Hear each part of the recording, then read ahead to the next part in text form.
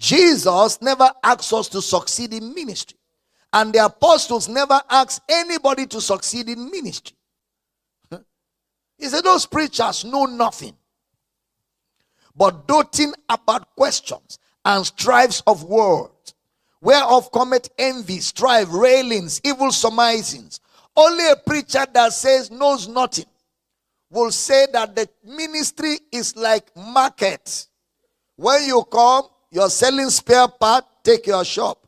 You're selling Omo, take your shop. You're selling pure water, take your shop.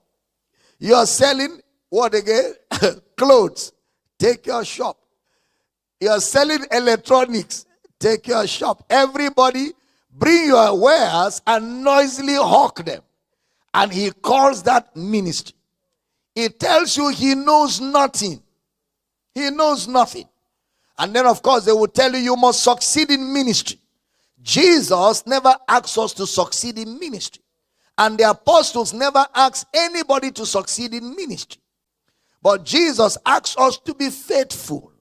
Faithful. Even the reward system is well done, thou good and faithful servant. Brother Paul said it is required in stewards that a man be found faithful. A faithful man shall abound with blessing. A faithful man who can find. So that is God's yardstick for ministry, faithfulness. Not success, but faithfulness. If what God gave you is a town of 5 people and your church members are 3, if you are faithful with that 3, you have succeeded. But if they are faithful with that few, they are bigger than some pastors who have 100,000 members in a city of 20 million people. Yeah. So God's yardstick for rewarding ministry is not success, but rather faithfulness. Faithfulness. He that is faithful in little will be a ruler over much.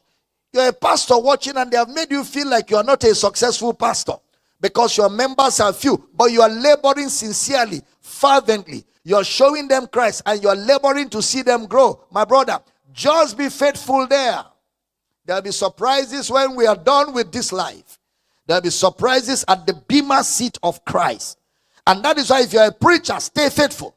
All of us in Power City, be faithful with the few. Be faithful with your house church. Be faithful with your campus.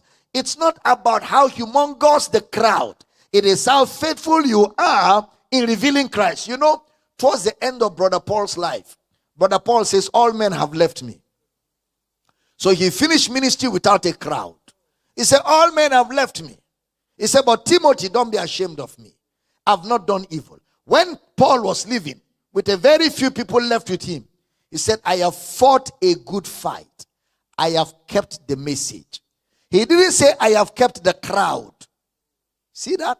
He said, I have kept the message. Because the yardstick of God's reward will be the message, not the crowd. Michael Jackson had stadiums packed. So crowd is not the yardstick.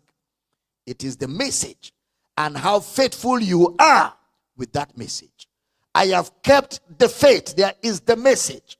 And he said, henceforth, because I have kept the message, is laid up for me a crown of righteousness, which the Lord shall give to all those who love his appearing.